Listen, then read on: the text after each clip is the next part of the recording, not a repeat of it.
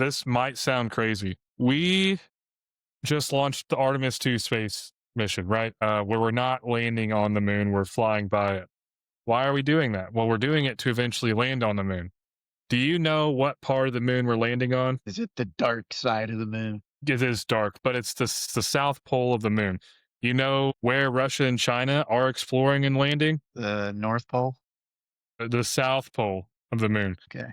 You know what the south pole of the moon has? Resources that are vital to getting us to Mars.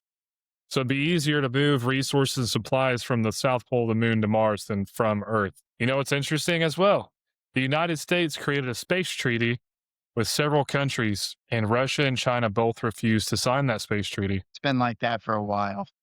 So here's where it gets interesting. We are already having satellite warfare.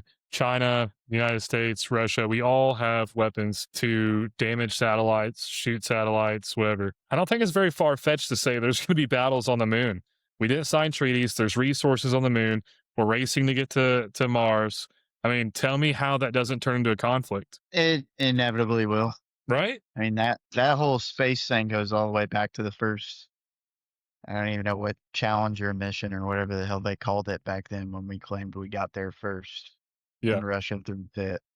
I I mean, if believe you, the International Space Station, doesn't it, like, we have, like, borders on that station, or like we own like certain number of ports and they own certain number of ports on the other I side. don't Like know they about already have that. like space station where they have to, yeah, they've got like different laws.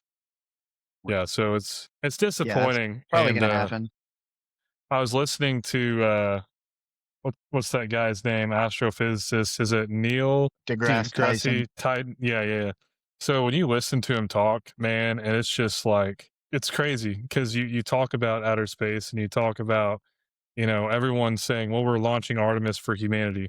No, no. I mean, what? I don't know that any of our countries ever work together for a common good. I think we'll always be competing for resources, Yeah, yeah. which is Until there's, crazy. yeah, there'll never be like planets and like Star Wars and certain things. I guess Star Wars probably isn't a good example, but where like the whole planet is just like a species, like everybody is like one country almost. Yeah, no. It'll never be like that ever. It The doesn't only matter way if we of get a planet that's like 10 times the size of the one. People yeah, always try to govern and control. exactly. And you think about it, it's like, okay, we're gonna go to the moon, we'll get resources, race to Mars, and then from there, where are we going? I mean, there's always a next stop. And it's just, there's gonna be conflict in the skies. I mean, you look at how warfare has evolved through all of humanity.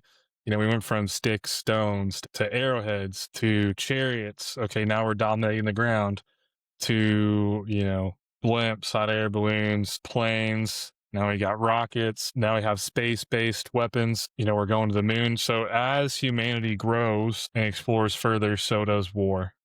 So does war. Yep.